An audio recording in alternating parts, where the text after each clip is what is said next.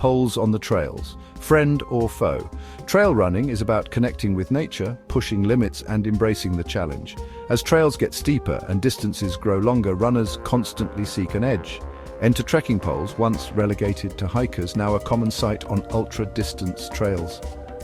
But are they truly beneficial for runners or just extra baggage? Let's explore this question that has trail runners debating back and forth. Some runners swear by poles. They credit them with improved endurance, enhanced stability, and faster recovery. Others remain skeptical. They argue that poles add unnecessary weight, disrupt rhythm, and can even be hazardous if not used correctly. This debate is not just academic, it's about understanding how a simple piece of equipment can impact performance, safety, and enjoyment on the trails. Whether you're a seasoned ultra-marathoner or a weekend warrior, understanding the pros and cons of trekking poles can help you make informed decisions about your gear. One of the most significant benefits of trekking poles is the assistance they provide on challenging terrain. On steep ascents, poles engage upper body muscles. This helps propel the runner uphill, reducing strain on legs. Think of it as distributing the workload, sharing the burden between upper and lower body.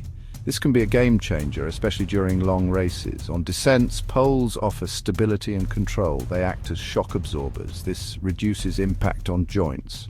Runners can navigate tricky sections with more confidence. This is particularly beneficial on technical trails where the risk of falls is higher. The added stability provided by poles can be a lifesaver on uneven terrain, especially when fatigue sets in.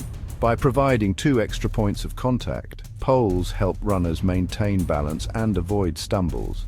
This is crucial for preventing injuries which can derail training and race plans. While the benefits of trekking poles are undeniable, there are also drawbacks to consider. One common concern is the learning curve associated with using them effectively. It takes time and practice to master the proper technique. This involves coordinating arm and leg movements. Another drawback is the added weight. Even the lightest poles add some burden. This can be fatiguing, especially over long distances. Runners need to weigh this factor against the benefits. Consider the terrain and your own strength. Some runners find that poles interfere with their natural rhythm. They may feel restricted. Others worry about potential hazards. Poles can be tripping hazards if not used correctly. They can also be dangerous in crowded races. Section 4 Pros: Weigh in poles on the ultra trail. Despite the challenges, many experienced ultra runners have embraced trekking poles. They've become an indispensable tool.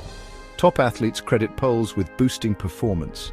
They help them tackle challenging courses. Take, for instance, François Dehaene, a legend in the ultra running world.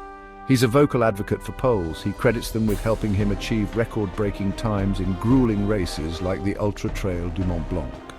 Another example is Courtney Dauwalter, known for her dominance in ultra-distance events. She often utilizes poles, particularly in races with significant elevation gain. Her success speaks volumes about the potential benefits of poles.